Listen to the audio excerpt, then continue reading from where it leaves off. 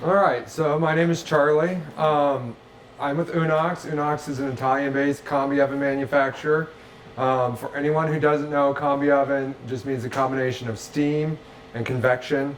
So we're going to have control of humidity, and that gives us a lot of ability to do a lot of different things with the oven that we're typically not used to doing with an oven. The most important thing I want to point out is I will be your support system always for this oven. So if I know it's a lot of new stuff, a lot of new technology that we're not used to using with an oven. I think it's really, the learning curve is a lot flatter than we think it might be, but I will make sure that everyone has my contact information. And when you start using your oven, don't ever hesitate to shoot me a text, send me an email, give me a call and say, we're trying to do this. Do you have any suggestions? Or we've been trying to do this and it's not working out. Can you come and look at it? And then the other big thing with regard to support on the side of your oven is the service line right here on this top sticker. If there's ever a problem with your oven that is not related to, we aren't familiar, we need help understanding how to manipulate the humidity to achieve the results that we're wanting to achieve, but more like the oven's not heating up, just as a for instance.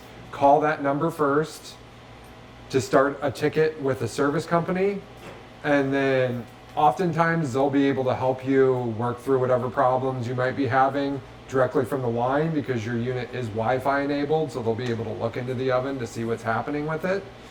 If they're not able to do that and they have to dispatch a service ticket to a service agent, the next step is call me to let me know that everything that's going on, because I have parts on my van that I may be able to come in and replace something, I may be able to come in and do something, and if I'm not able to do those, I can at least be on top of the service agent so the oven is down for as little an amount of time as possible. So with these ovens, I'm just going to kind of run through how we do everything on this control panel, what you should be looking for, what you should be paying attention to. The big thing I'm going to impress on you from the very beginning is what makes these ovens magical is the ability to create custom programs. A program is just to bake a cookie. These are my cooking parameters. This is how long it is going in for. And so that you can save that as a custom program, and then anybody that comes into this kitchen just has to know how to navigate to that cookie button and press the cookie button, and it's going to be the same no matter who is baking it. You don't have to do that to operate these ovens. But if you do that, you're going to raise your consistency. You're going to make life easier on everybody that's in here. So I really impress that, because I see so often people spending a lot of money on these ovens and they're just using them essentially like a standard convection oven, which is fine because you're still going to see faster cook times, you're still going to see higher yields, but it's just not using it to its full capability. So just to get the oven going, for this first top left button is the set button. So you'll click on the set button and you'll have these 4 different lines. In order to change anything on any line, just click on the line. So here for my time, I've got hours, minutes, seconds. And to move them around, I just slide this thing here, this little button. With the minutes, you might find you slide up and I want to hit 20 and I'm having trouble hitting 20. I can just, when I get close to where I'm trying to go, I can just hit the plus button or the minus button to do kind of more fine tuning. The other side up here is your probe. So if you're cooking like a piece of beef and you want it cooked, or a chicken that you want cooked to 165, every oven comes equipped with a probe that is fine to just stay inside of the oven while you're cooking. The only thing I'll say is if you're going to be using the probe, just make sure you pull it out. There's a slot here that it can sit. Make sure you pull it out, because what's going to happen is the oven will stop the program as soon as it hits the temperature that you have it set to. So if I'm cooking chicken and I say I want it at 165 degrees, but I left the probe inside of here while it's preheating, the probe is going to think that it's at 300 degrees already and just end the program. So you just want it outside of there. But whenever you're cleaning or doing anything with water, you want it inside of here because it will create a gap in the gasket that will cause it to leak. So just really only slot it there if you're going to be using the probe. So again, time, hours, minutes, seconds, probe, slide to make changes, and plus and minus to make more precise changes. The next line is going to be your temperature. This is the temperature that we have our oven set to. Same thing, just slide it up to where you want it to be.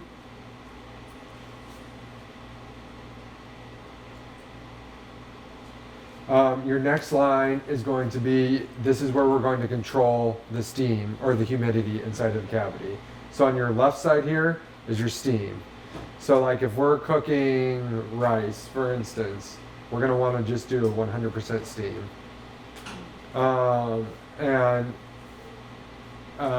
If you're doing like, if yesterday I cooked some whole roasted chickens for someone, and I was doing 50% steam so that it was still giving the skin a chance to dry out so you could get nice crispy skin, but it's not allowing that meat, that breast meat, to dry out.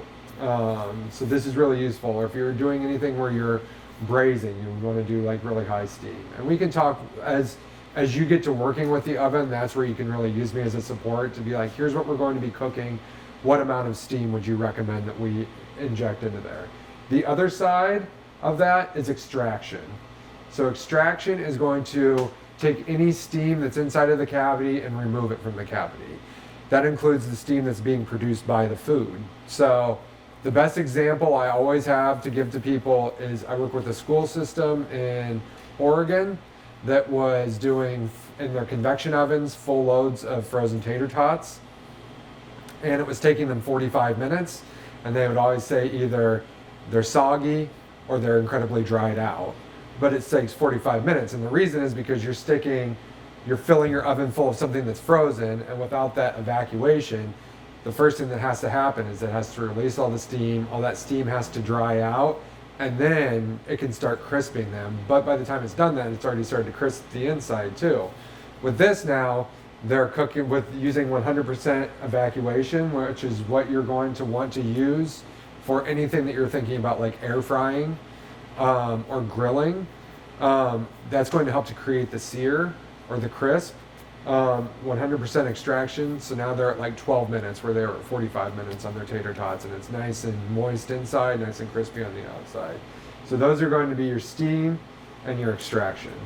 And again, I think that just understanding the two ways to manipulate those and what they mean, and then we can work together on how to use them as you get to working with them. A general rule of thumb is like 30% steam.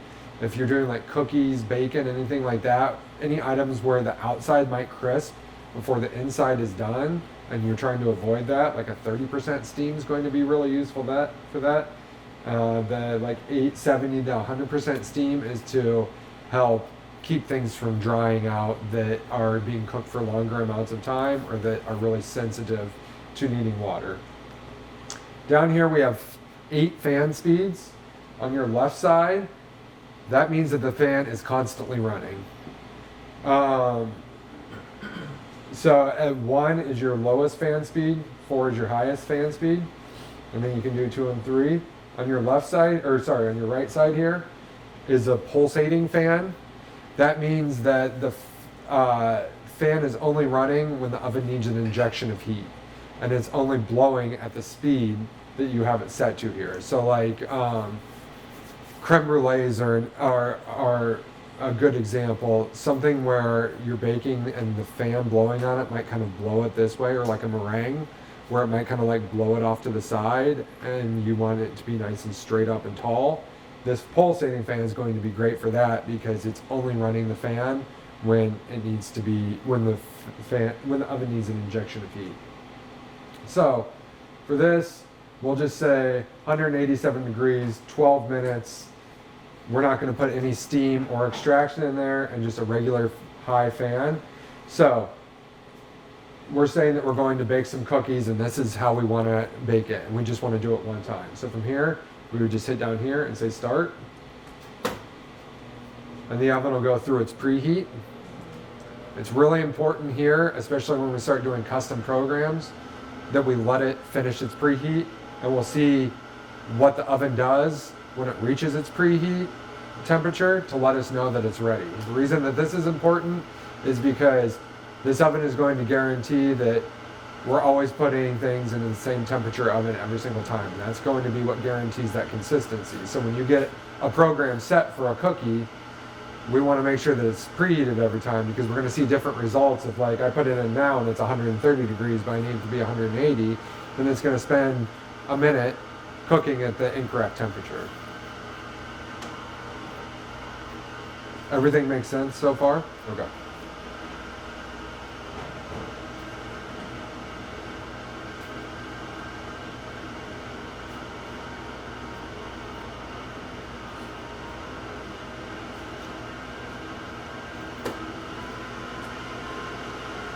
How do you plan to use the oven? I mean, I know that as you learn what all it can do, that will probably grow, but initially, is it roasting vegetables, baking breads and cookies, or... Okay, that's totally fine. I just want to make sure that like we're really hitting on the things, if there's anything specific. Right. So, once it's ready to go, it's going to do this. You'll see the flashing of the lights, letting you know that it's ready. And you'll see this saying, open the door. So, open the door, put the item in, close the door, and your program's going to begin. It's going to let you know, I mean, this is not, my time on my oven's not correct because it's not hooked to the Wi-Fi. It'll let you know what time it's going to be ready. I'm going to let it run for just a second, just so you can hear it running right now. In a second, or in probably 30 seconds to a minute, it's going to sound like it's shutting off, and you're going to think that your oven is failing. What is actually happening is every 2 minutes, the fans change directions. And so that is eliminating all hot spots in the oven, because instead of with a regular fan circulation just going one way, it's being really hot right here and creating cold spots here and here. But with that fan changing directions, it's just eliminating all those hot spots. So anything like cookies, breads, anything where you're maybe in the past you've had to rotate your trays halfway through, you'll never need to do that again. So you can just say bacon, 10 minutes, I can put my bacon in, close it, and go back to working to whatever I was working on, and just listen for the alarm to let me know that it's ready to come out. No more worrying about about needing to rotate or babies. I think the big thing is that having that, I think we've all had that tendency at times in the kitchen to be like coming back to it and like making sure that it looks all right. And I think that's like one of the big benefits of this is the ability, especially once you really gain that trust with the oven that everything's going to come out the way that you want it to, that you can, you know, if it's something that's 30 minutes, if you can remove all those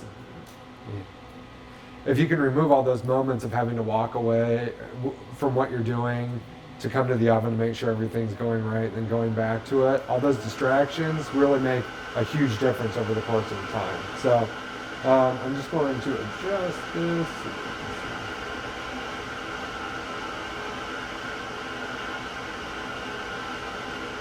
So now I just made a little adjustment to my time. So now we're saying that we've gone through our cooking process. We're in the last 5 seconds. And once it's finished, same thing that we said when we were going. What's really nice about this is if we had 2 nice things about this. One, you have an annoying alarm that is going to be hard to ignore. But 2, if you're just running an individual program like this, and let's say it's cookies, and you put the cookies in and then get called away to have to go do something and you're away from the kitchen. The oven is shut off now, so it's not running anymore. There's Kevlar insulation on the outside, triple pane glass on the front, so it does maintain its temperature really well. But if you're away from that thing that you put in for 10 minutes, the temperature is slowly decreasing. And so you're maybe walking into a product that's a little bit more done than you wanted it to be, but you're not walking into a product that's burnt. So that's a really nice thing with this. So that's for just like getting the oven running. So let's say we're going to use those same parameters that we just did there. We're going to say 12 minutes.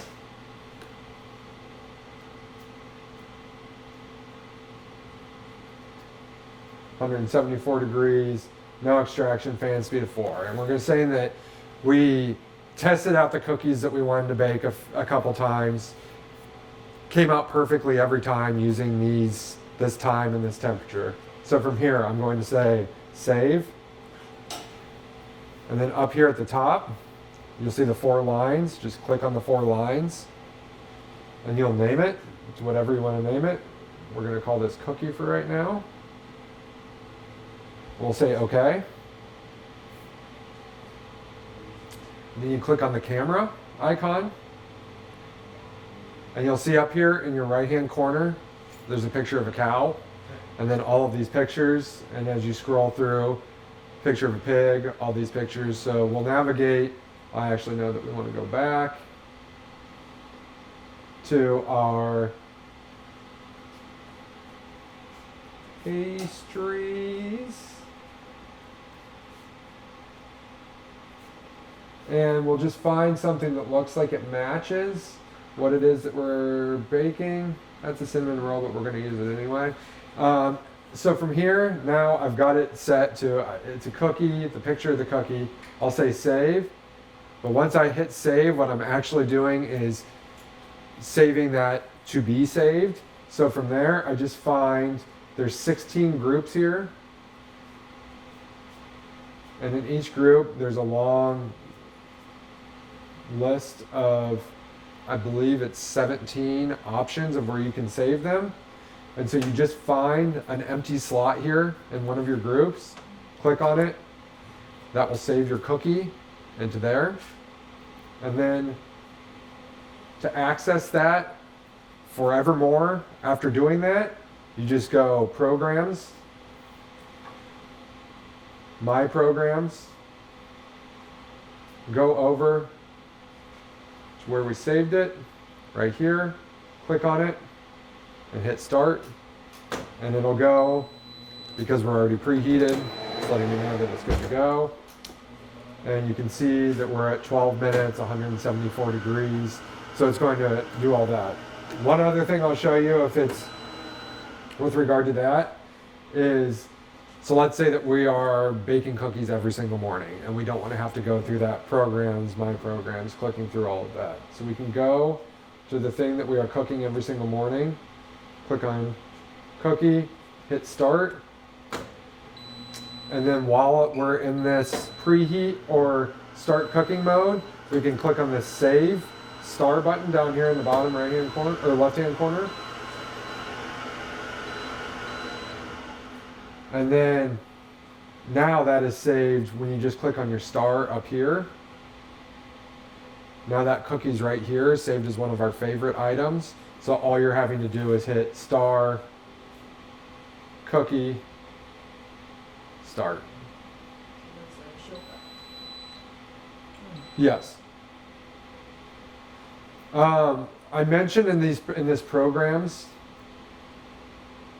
how there are all these different groups. How it's going to look on yours when you start is just these individual groups that are empty that say group 1, group 2, group 3, group 4. I think a really helpful thing is what I've done with this is I've named my groups. I've got my steam group. So everything that I'm steaming is in here. Air fry, everything that I'm air frying is in here, so on and so forth. I just think that's really helpful to keep this thing organized because it can become really easy to just start loading the cells up with a bunch of different things, and then it's finding them can be a lot more difficult, especially for someone that's not used to using the oven every single day. In order to change your group name, just click on group and then just come and save it to whatever you want to save it to. Everything making sense? Does, yeah. Yeah, for sure. So we can, we'll go through it. Let me see, user settings. So for your language, I don't know which one, but yeah, one of, yeah. So it's got, I don't know if. Can you go down a little bit? Yeah.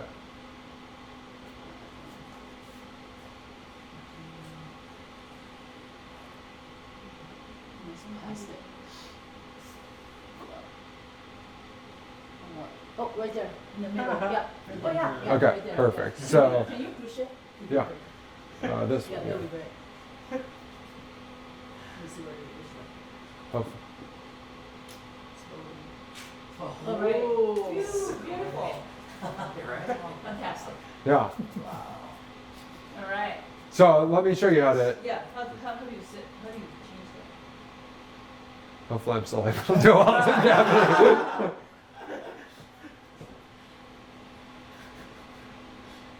Okay, so down here in the left-hand corner, Okay. the settings. Yep. Click on settings. Yeah, right. And then. Top one, user settings. And then your code is going to be 4456. Okay. Hit OK. Now you're gonna. This one was our language. Is that correct? Yeah. Okay. And then just scroll through until you get to. What's 4456? It's just a. It's just the code to get into that. Oh, even for. Yeah, for all of them. The user settings code is 4456. So you need to know. Okay. So then you can find the language. And then Yep. Find the language, select it. I'm going to change it back to English. It'll go through Okay. putting everything in. Once it changes back, hit your home button, Yeah. and that will save it. So that is your language that's on there. Whoever come in, prefer. Here, how about we, before I show you anything else, how about we change it back to Japanese again, and you guys can try and get a couple programs loaded up.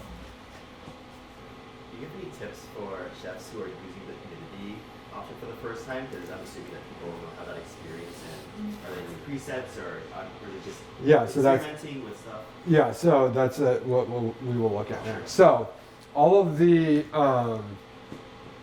here in the center icon, Chef UNOX, click on it and go down to auto cook. So here is going to be our full list of preloaded programs that are in here. So, let's say that we are steaming specifically. So we would click on steaming, and then we're going to be steaming rice, and we're going to be steaming basmati rice. And so we just click through like that, and it's going to go through, and it's going to set things up for us. It won't actually start running because I don't have it hooked up to water right now. Now, the thing that I always say with the preloaded programs, generally speaking, is they're a really great starting point. A lot of people like to use them, and that's just like primarily how they use the oven. But some of the feedback that we get from other people is like, it's good, it's close, but it's not perfect, and I can't see. Like you'll see, just to kind of illustrate the point, when I cook,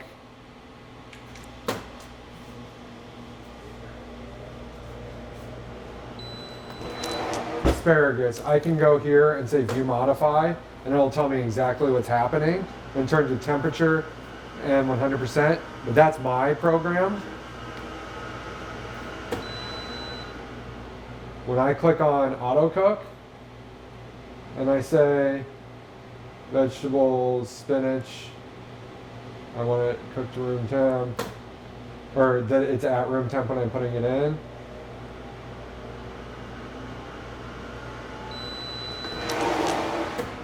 Because I'm using one of those preloaded programs, I don't have that view modify to be able to see where everything's at. But the loophole, I guess you would say, to seeing that is stop the program and then click on add time, and it'll bring up quickly, and it'll disappear, but it'll bring up quickly where everything is cooking at. So you can look at that and you can be like, okay, well, it wasn't perfect, but it was close, so maybe I need a little bit more temperature, maybe I need a little bit more steam, a little bit less, whatever it is. You can use these as your guideline to get your custom program set. Or you can try these preloaded programs and they work out perfectly for you, and you can just use that all the time.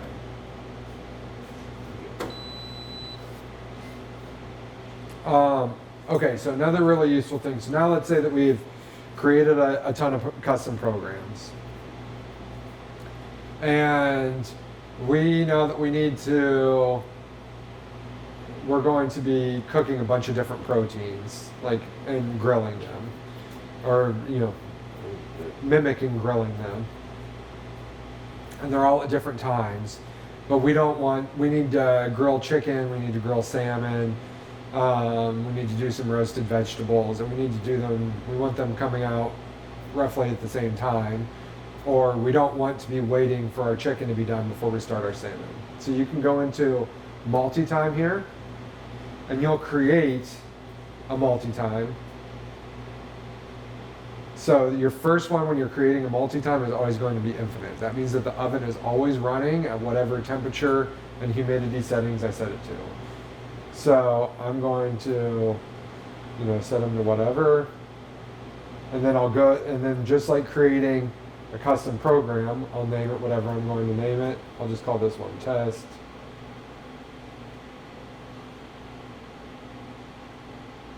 Save it, find an empty slot for it, and then that will be, from there, once you've got it created, you'll just say multi-time, my multi-time, select the one that you're looking for, and we'll start it.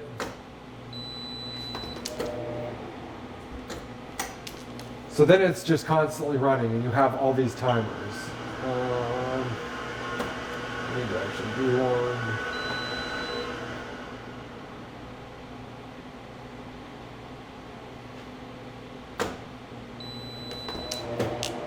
So you'll have all these timers.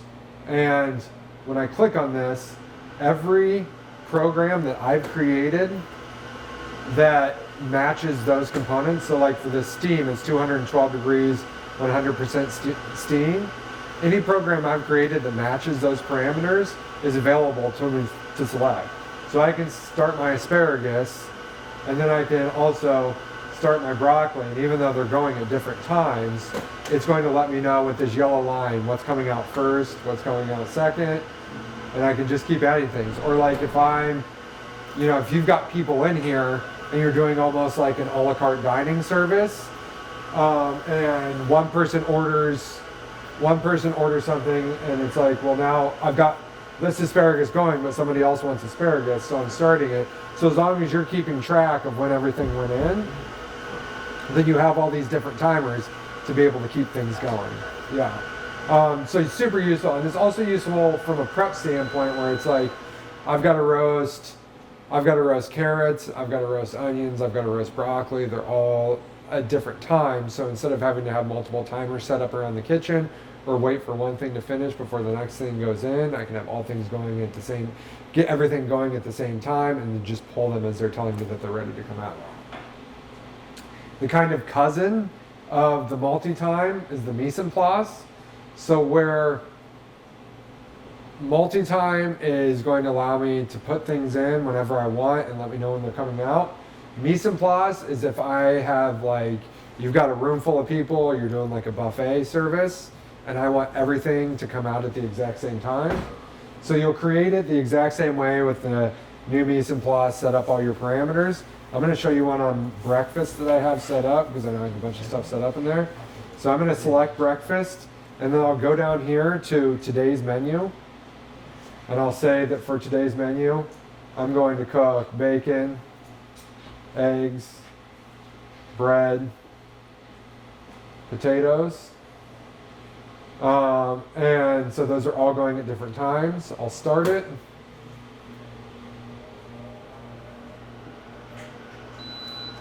And so now, once it's preheated, it's going to tell me, put in your bacon. So I put in the bacon, and then it's going to tell me in 2 minutes and 28 seconds, you're going to put in your potatoes. And then in 6 minutes and 52 seconds, you're going to put in your toast. In 8 minutes, you're going to put in your eggs. So that so that in 10 minutes and 15 seconds, everything is going to be ready at the exact same time to be able to send out to people how.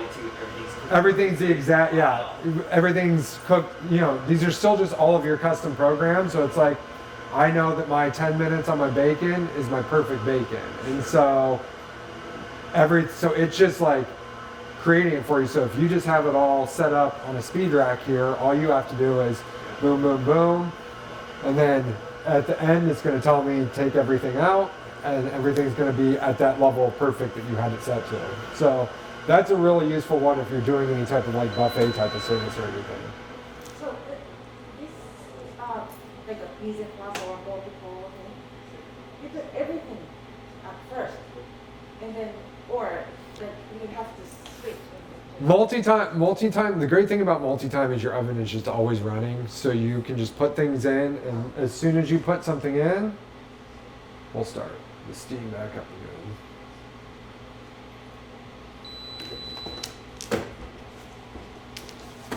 As soon as I put something in, I start the timer for what it is that I put in. And so I could just have I could be doing nothing but asparagus all day, but it's like somebody walks in and they say, I'm ready for asparagus. And so I put it in and get it going. Somebody new walks in, says, I'm ready for asparagus. Cool, I just start another asparagus. And then when this is finished, the oven's just going to keep running, and I can just keep adding to it until I stop my multi-time. Mise en place is going to be the one where the important thing to remember with mise en place is to create your menu to start. And you can actually create, like if you're consistently doing a breakfast menu, you can just have in the My Menu, you can just have a breakfast menu that's created where it's like, I'm doing this breakfast every single time, or I'm doing this menu of food every single time I cook a breakfast. And so it'll just, once it's preheated, it'll just bring all that stuff up so that whoever's cooking, all he needs to know, all I have to do is hit multi-time, My Menu, breakfast, start it, and it's good to go. But this one is telling you when to put things in so that everything comes out at the same time. Multi-time, everything's not coming out at the same time. Everything is, you're kind of putting it in and taking it out, putting it in when you want to and taking it out when it tells you to, so that you can have lots of things going at the same time. How long has this technology been out for, and do a lot of fancy restaurants use this too? Yeah, for sure. It's, it's the technology. So our company has existed for 34 years. We've been in the United States for about 13 or 14 years. The technology continues to grow. This generation of technology for this specific oven is, I think, about 5 to 6 years old. And yeah, like it's really interesting. The thing I always tell people with this is like, people see it and they think that's for fancy stuff, And I see it work like the schools cooking tater tots, or just like the way that you're going to see 30% faster cook times almost across the board. You're going to see better yields, so it like works really well for everybody. But like it really helps to make it so there's no ceiling on what you can do. You can go get really nice Dungeness crab and steam them in here and have like the best crab you can do. You can do, if you're ever like wanting to go into the world of sous vide, no more water baths, you can just do it with 100% steam, the vacuum seal bags directly into the oven. Another thing that I forgot to show you when creating a custom program, and this could be really useful, you can create multiple step programs. So let's say a really good example I use for people is cooking brisket. So typically how, if you were just braising some brisket, typically how you do it is sear it to get some color on the outside first, then braise it or slow roast it for a certain amount of time and then pull it. Well, what you can do now is say for the first 25 minutes, I'm going to go to super high temperature and super high extraction to create that sear, get that color on it. And then I'm going to, down here, my bottom left corner, sorry, my bottom right if I'm facing it, yeah. Then I'm going to say, I'm going to come to my probe, and I'm going to say when you reach 190 degrees, and I'm going to do 220 degrees with really high steam to keep it from drying out and really keep it from rendering out a lot of its fat. So I'm going to see a higher yield. I'm going to do a lower temperature. And then, so here I could just say, that's good. When it reaches 190 degrees, it's going to let me know. It'll do that first stage and that second stage. So I can just put a raw brisket in here and go. Or what I think is the super cool thing, I can create a third step, and I'm going to click here one time. I'm going to hit minus one time. And since it's not the first step in the program, it'll set it to an overnight hold. So what that means is I can take a brisket before I leave at the end of the day, a raw brisket, stick it in the oven, stick my probe in, start the program, and when it reaches 100, it'll do that sear, then it'll move it into the low temperature cooking, and when it reaches an internal temperature of 190 degrees, it'll put it in this hold so that you can put it in before you leave at the end of the day, and when you come in, you're coming into a perfectly cooked brisket that's still being held at a safe temperature with steam to keep it from drying out, but still safe to hold, but it's not cooking anymore because at 149 degrees you're not continuing to cook it anymore. So it's where it would have been if you would have pulled it out at 190 degrees. That's of course assuming that you're not leaving it in there. You're not doing that overnight hold for 3 nights. At a certain point it'll continue to break down. It's just at this temperature with that steam, it's going to continue to break down extremely slowly. So just doing it overnight. So that's a really great, if you're doing any braised meats of any sort, this is a really great thing to be able to do. And then you would just save it the same way. And so, but that's, for lots of things that we do. I talked about roasting whole chickens yesterday. What I did there was I did 350 degrees for the first 10 minutes with no steam, no extraction to help dry the skin out. And then I put the probes into the chickens before I put them into the ovens. I set my probe for 140 degrees for my second step at 325 degrees and 80% steam to keep it from drying out. And then once it hit 140 degrees, I had it set the probe to 165 with high temperature and high extraction to really crisp that skin up at the end. And so being able to go through all those things, and again, you're just putting it in, pressing start, walking away. That's a 40-minute process where it's going through big dips and changes like that. That's all being controlled by the oven, and you're not having to control any of that. And that's a lot of stuff. I told Dale at the beginning of this, I will come back in when this is fully installed so that we can actually put some things into the oven to get a better feel for it. And then further down the road, even another place where it's once you're feeling more comfortable with the oven, that's where we can really start to be okay, let's really start to look at what we're cooking and figure out how we can make life even easier on us. So those are the big basic things. Ready Cook is there are 16 of me all over the country. The guy in Minneapolis always says, this is the iPhone. Ready Cook is the flip phone. Ready Cook is just, I want to steam. I just hit the steam and hit start. And when it's preheated, it'll just bring up 4 timers that I just set manual times for. And just wait till they go. And as long as I'm keeping track of what is where, no big deal. This is one I'm always don't start using it, because even though I think it's a small learning curve, once you start to really work with this, it is a learning curve. And this is the most just like a regular oven that people are used to. And people get intimidated by using the custom program side of things. And they start using this, and then they just, I think they start it with the mindset of like, I'm just going to use this till I have time to figure it out. And then they never make time to figure it out. And they always use this, which for the record is totally fine. And you'll get great results doing this stuff. But there's just so much more control to like be able to, there are 4 options here of steam, combi, and grilling. That's just full extraction, full steam, and partial steam. The temperatures are very set. There's not a lot of play with them there. And it's just, you can get much more perfect results when you start working with the custom stuff. But a great option nonetheless to be able to use ready code. The final thing,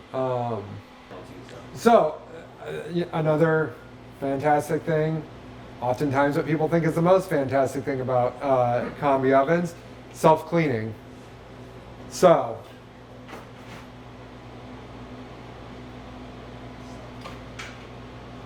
down here is your detergent tray. You'll have your detergent bottles. This is very important. This one's kind of crusty because these chemicals are corrosive. There's a foil cap on here. Typically it would not be quite as crusty as this. Foil cap that does not get removed. This flap comes up, and you'll screw it in, and then you'll feel it puncture, and it'll gravity fill. This tray can hold 3 bottles of this. There's this window here on the front that shows you where your level's at. When you hit the center line here, it can take 1 more bottle. But what I'll say is, the oven will not clean, it will alert you if you're out of detergent. And there's no safety on this, where if you misjudge where you're at on the middle line and you're actually above that middle line, it'll just overflow, and then you just have a mess that you have to clean up. So it's better to like make sure that it's definitely below that center line, because one of these bottles, the longest cycle, so to access the cleaning cycles, you'll click here on Rotor Clean, and then you'll see here that the longest cycle, the long cycle, is 2 hours long. Each one of these bottles holds approximately 3 long cycles worth of detergent. I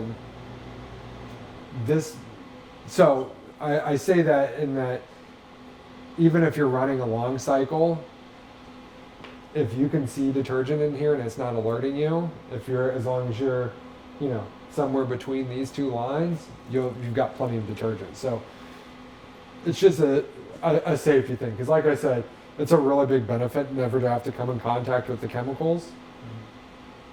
And if it overflows, you're going to have to come in some sort of contact with the chemicals. So on this whole Rotor Clean thing, you'll see this water droplet here.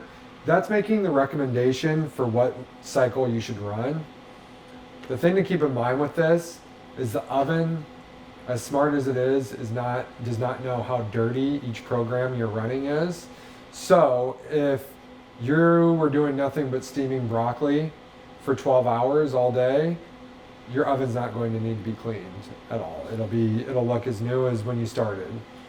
But the oven's going to think the oven's been running programs for 12 hours. It's incredibly dirty, and so it'll make a recommendation to run a long cycle. So with regard to cleaning, I would say always trust your eyes. This is a suggestion, but you'll get a feel for how long of a cycle, like you'll get a feel for of the oven dirtiness to cycle ratio, if that makes sense. And what we typically find is restaurants that are using it on a light basis get by with like 4 quick washes and 1 long wash per week, but it's really up to you on what you want to do. Also, if you are finding that you are cleaning it every single day of the week, and you're running a quick cycle, or whatever cycle you're running that every single day of the week.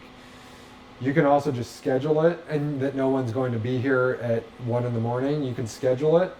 You can say, I'm going to run a quick that starts at 1 a.m. and it'll just run it every day for you. Or if somebody is coming in and using this as a baking oven and they're coming in at 5 a.m., you can also schedule it so that it's ready at 5. And the way that works is the last stage of a cleaning cycle is that it heats it up to dry it out. So then your bakers are coming into a preheated oven, so they can just start baking right as soon as they walk in the door. The thing to keep in mind with this is your options are you can schedule it to clean it one time, or you can schedule it to clean it every day. And so if you are closed on Saturday and Sunday every week, it's still going to be, if you have it scheduled every day, it's still, you're using detergent to just clean a clean oven every day.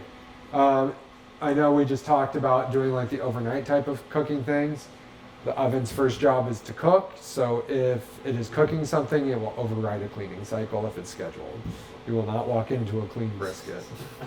So, yeah, the last tile on here, just so you can see it, is the DDC, and that is just giving you a look at what your energy usage is. On this screen, it is pretty limited. There's also a phone app and a desktop app that is much more inclusive of how much water you're using, how much energy you're using, how often the door is being left open, things like that. But also, what's really nice on the DDC is you are able to, there's a full library of recipes that is community based that is not included on here that you can look through, and you can actually, since these are all Wi-Fi enabled, you can actually, if you come across a recipe that you like in that community collection, you can send it to your oven from your computer. You can also create programs from your computer. If you have a brilliant idea that hits you in the middle of the night, you can send it to, and you're not going to be able to get back to sleep until you get that taken care of. You can put it in on your phone, send it to the oven, and it'll be waiting for you when you get in the next day. Yeah, I mean, that's kind of a basic overview. Any questions on anything so far?